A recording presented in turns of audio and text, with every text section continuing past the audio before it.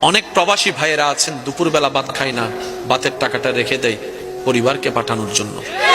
অনেক ভাইয়েরা আছেন ভাত না খেয়ে কোন রকম একটা বন একটু পানি দিয়ে পেটটাকে লোড করে আবার কাজের মধ্যে লেগে যায়। ওই বাবাকে প্রশ্ন করেন, ওই ভাইকে প্রশ্ন করেন, কেন এত ওভার পরিশ্রম করছেন?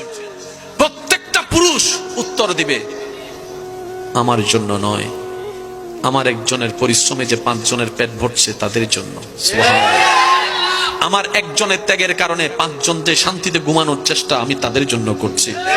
আমি একজন রোদে শুকাই বৃষ্টিতে ভিজি এই কারণে, যাতে 5 জনের মাথার উপর একটা ছাদ দিতে পারি, শক্ত ছাদ।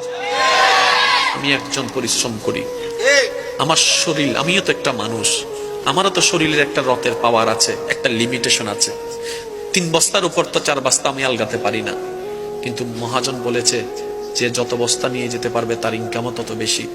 ওই দিন থেকে আমি 3-এর জায়গায় 4 নেওয়া শুরু করেছি। ওই লোডটা আমার কাঁধে হয়ে কোমর